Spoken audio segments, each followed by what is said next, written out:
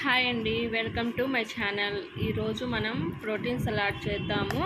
ముందుగా ఒక గిన్నె తీసుకొని మనం కట్ చేసి పెట్టుకున్న కీరా ముక్కలు ఇందులో వేసుకోవాలి.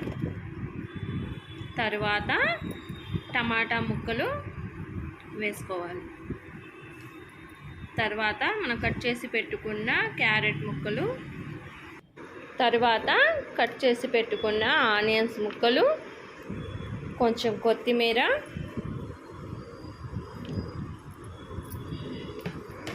తర్వాత మనం ఉడికించి పెట్టుకున్న శనగలు,